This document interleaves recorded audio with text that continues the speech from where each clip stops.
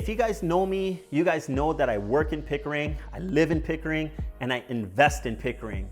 If you're curious as to why I am so pro Pickering, you're gonna find out in this video.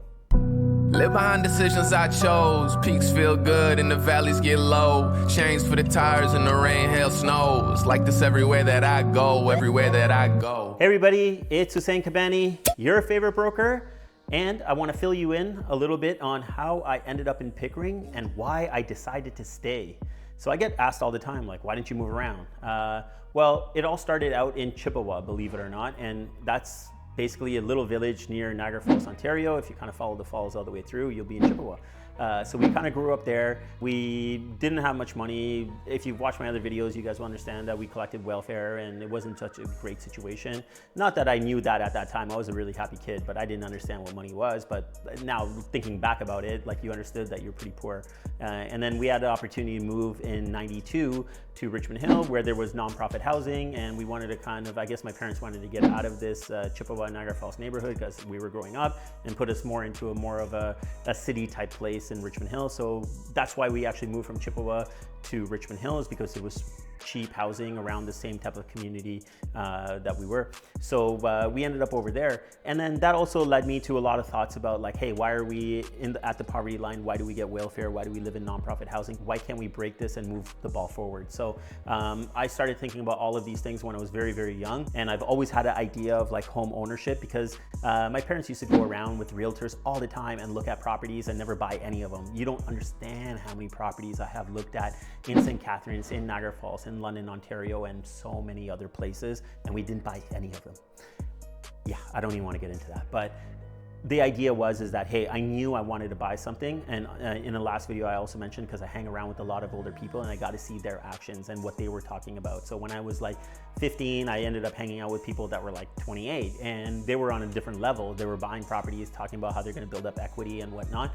And it got me very excited, because that was also one of my goals, is how do we break out of this thing? So, like, I always tell people, like, everyone says knowledge is power, but I don't think that's 100% true. I think it's about collecting information, being able to understand what that information is, and being able to do something with that information. That's actually knowledge. Knowing is not knowledge. Being able to take that information, internalize it, understand it, and being able to take action on it, that's actually knowledge. So I think I actually did that kind of research or whatever else like that, and then I acted on it, which was, I knew I want to buy something, I have to buy something. And I looked at a couple of areas, because I had not that much money. So I was 20 years old, and I worked in a warehouse, made like $9 an hour. And I looked at Jane and Finch. There was like $40,000 condos, and I was like, wow, okay, that's really scary, because a realtor doesn't even show up, and you feel like you got to take everything out of the car that you want if your car's not there when you get back. So that wasn't going to work. I talked to another realtor at that point. They're like, don't go there. Like, let's check out Scarborough. So they showed me a place like Kennedy and 401 on Dundalk, 100 Dundalk, awesome little building. Ended up buying there. Why? It wasn't because I chose that particularly, or I really wanted to move to Scarborough from Richmond Hill. It was just that, hey, it made sense at that time to me. It's $116,000 for a 2-bedroom condo. It's an older building. The maintenance fees are low. The unit inside was completely renovated. So it kind of just made sense. Like, when you were in your unit, you felt like you were in a brand new place, because the person had renovated the whole thing. Mind you, a couple of old appliances in there, but everything else was new. New cabinets, new floorings, new paint, new trims. It was a nice place. So that's how we kind of ended up there. But I knew I wasn't going to be there. And I have this thing in me that I believe, a hard worker, and I do the right thing. So I was able to advance in my corporate job. As in my other videos, I've said, like, as soon as I got raises, I actually didn't take the money. I used a forced savings mechanism, which is basically when I got extra money, maybe I made an extra $250 bi-weekly. I would actually call the bank and say, hey, instead of taking out $1,000, please take out $1,250. And so I would actually never see the money in my hand. So my lifestyle stayed the same. I'll throw in another story. I had a friend, not my friend anymore, but I had a friend in 2010. He came over to my place. I was at Young and Shepherd. See, that was my next move, where I was going to get to. He basically just looked at me and he's like, oh, this is the first year I made $100,000, because we were looking at our T-Force, and I was like, well, so did I. It was like 99,000 something, basically $100,000. And then he's like, why do you live like this? Well, because I didn't change my lifestyle. Even though I got more money, I just kept dumping it into my mortgage. I didn't do anything different. I didn't go on trips. I didn't buy cars. I didn't buy any dumb things. I just put all the money into the mortgage because that was my goal, to own real estate. So what ended up happening from there, from my Scarborough unit, as I kind of got ahead, is that I said, okay, I'm done with this unit. It feels kind of ghetto-ish to me right now, and I want to move forward because I don't think this building is going to help me out. So I started looking at other areas, and I said, hey, where is a good spot that I could go to that I can actually afford, where there's a buzz? And that I found to be somewhere between Yonge and Finch and Yonge and Sheppard. And ultimately, we looked at units in both of those areas. Yonge and Finch felt really nice, but it felt a little bit less classier than Yonge and Sheppard. So the building I saw at Yonge and Sheppard felt very classy. It had a way that you could go into P1 and you could either walk to North York Center, like underneath, or you could walk to Sheppard Center. So it was a very cool little building like that. So I ended up buying into there, which was really a good move for me because that was the first time where I sold real estate and I actually made, I thought, was a pretty decent buck. I actually sold it for $90,000 more than what I paid for it after living in it for about 4.5 years. Before I sold that, I actually was looking around because I was keep paying down my mortgage. Luckily, I was doing good at corporate. I had an awesome boss mentor over there that really pushed me and gave me the opportunities that I really wanted. I'm really thankful for having a boss like that. And it moved me along in the corporate ladder. So I was making more money and I was like, I want to buy a detached property because I would keep an eye on the real estate market and I would keep seeing that everything's getting expensive, it's getting out of reach. And I really want to get a detached property. So I started looking for detached properties. And also at the same time, I knew I didn't want anything too old because if you guys have ever met me, I have difficulty using a screwdriver. Like I'm not that guy. Like my little brother would help me out with these things and now I just get someone else, a handyman, to help me because I'm not good at this stuff. So I didn't want a really old house. So places where I could have afforded detached property at that time was either Brampton or Pickering. I had an uncle out in Brampton. I went to visit him, went to the local grocery store, and I saw this demographic and the way that they kind of moved and the demographic around Brampton. No offense to Brampton, but it was just somewhere that I did not want to be, just based on how it looked, what the feeling was like, and I didn't like it. And then I started exploring Pickering. I actually really liked it. It was kind of empty, it wasn't that busy. It looked like there was a lot of room for growth, especially the site that I came into. It was a Mattamy site in the Duffin Heights neighborhood. It was at Brock Road, north of Roslyn, south of Taunton on the east side. And I just felt like, wow, you had a good feeling about it, that, hey, there's a lot of room for growth here, a lot of potential. There's a lot of buzz around this whole thing. Also at the same time, they were starting to sell detached single car garage homes over there for $299. Like, that's wild, $299. But only one of them ever sold and it happened to be my neighbor. And it was a little 1,150 square foot house, which I ended up selling to somebody as well. So that was a cool story. But all the other houses were like, 1,400 square feet. I was able to buy one that was about 2,200 square feet with my upgrades and everything else like that. I paid about $422,000 for that place, which was an awesome investment for me. So that's how I ended up in Pickering. Now, how do you stay in Pickering? I moved here in January 2012. Well, what ended up happening was I started selling real estate in Pickering and I started selling real estate in the Duffin Heights neighborhood. I'm pretty sure, not pretty sure, I am sure nobody has sold more houses in Duffin Heights than I have. I've sold some houses twice, the same house. Some of them I've sold 3 times. So I've been around that block a lot of times.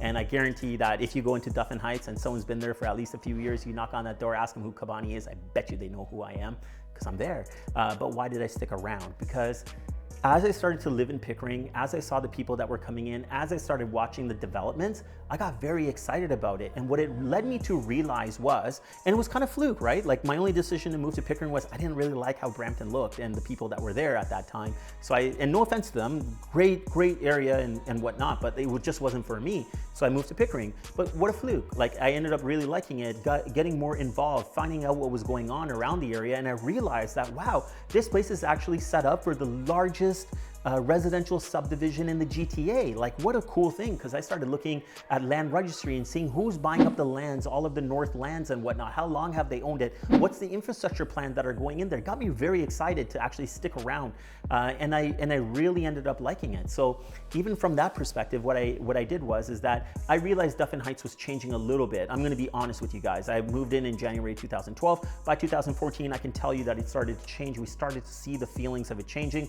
and not a change that I particularly wanted, but nice neighborhood, but it's not something that I wanted. It's always a feel about the things I do. It's about a feeling. So I actually really like the west side of Pickering, which I never knew anything about. But after being in Pickering for a while, I realized that, hey, this is actually a very cool area.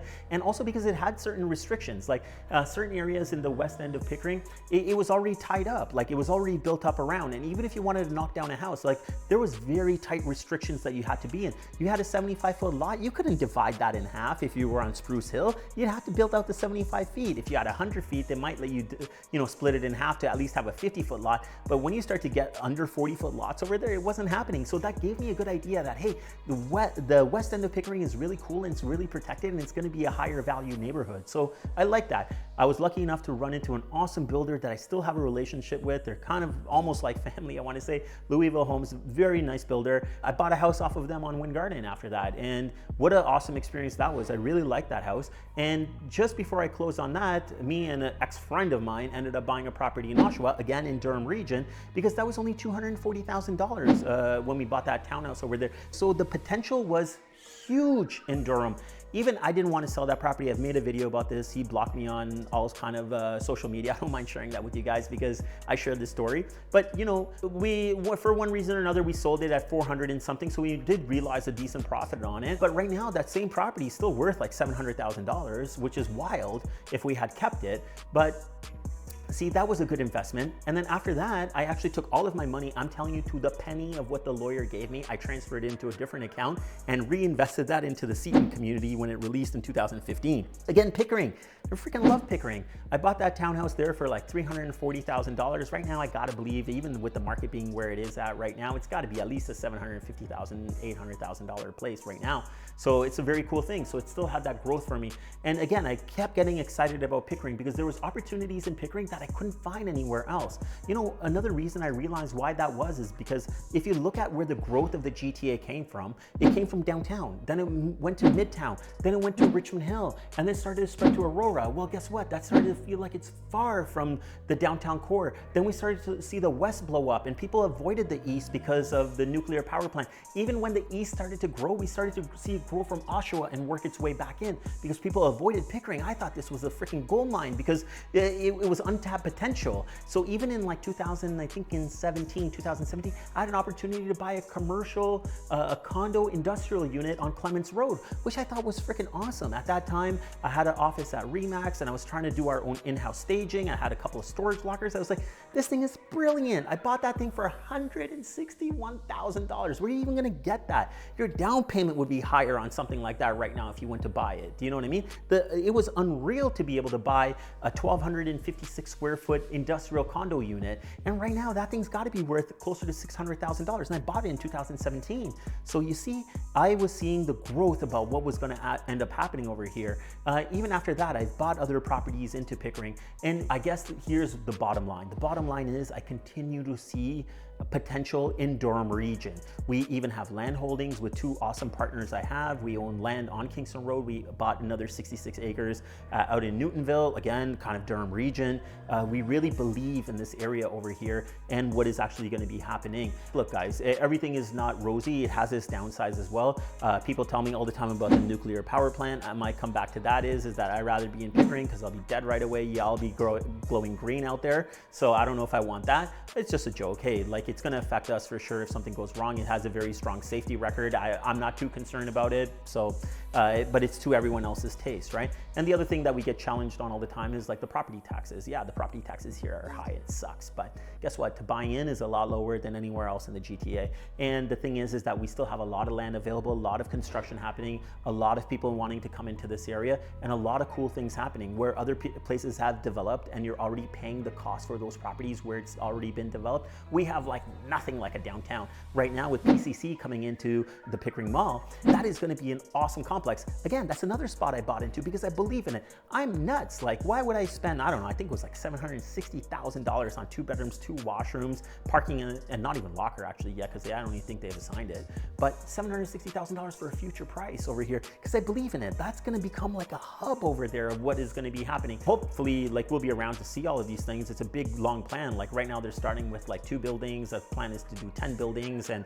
a lot of other things that are going to happen around there. But you see, that's a very cool thing that they're planning. You go to Mississauga, you're already paying your property value for that infrastructure that's already there. Well, guess what? Like, this is a very cool thing. There's already existing infrastructure, but it's still undervalued because it's not built out. So in my opinion, it's undervalued, and I believe in that product. That's why I bought that product. Again, if you look at Kingston Road, like, there's a massive plan with Kingston Road. Like I said, we own property on Kingston Road. We've dealt with the region of Durham when they expropriated a sliver of our land, because now we understand what they're actually going to be doing on Kingston Road over the next 20 years.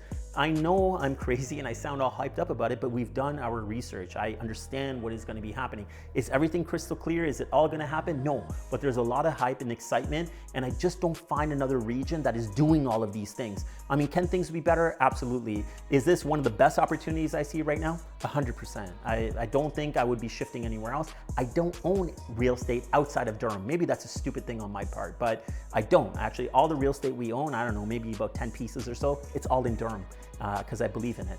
Now, I want to hear your thoughts about all of this. I know I've kind of went on a rant about how I moved here, why I'm here, why I continue to invest in Pickering and the Durham region. I want to know your thoughts about it. Like, what do you guys think about Durham region? When you hear Durham region, do you live in Durham region? Are you considering to move into Durham region? Or you just wouldn't come close to Durham region because we have a nuclear power plant? I don't know. I want to hear your comments. So please share them with me. Down below, write down your comments. I'd love to have this little banter with you guys about what your opinion is about Pickering and Durham. And some of you guys I know don't want to comment, but have something to say. Well, my Calendly link is going to be below as well. Let's book a quick 15-minute time slot. Let's get on a phone call, have a quick Zoom. We get to meet each other and we get to understand, each other's perspective. I'd love to hear people's perspective. So let's do that. And if you guys have enjoyed this video, please hit the like button, share this with a friend. Most importantly, subscribe. I think my stuff is golden, so I think you should be subscribing to my channel. Until next time, guys, remember one thing: get Cabani, get sold. Sell it, sell it, sell it, sell it, sold. Sell it, sell it, sell it, sell it, sold. Sell it, sell it, sell it, sell it, sold. Sell it, sell it, sell it, sell it, sold.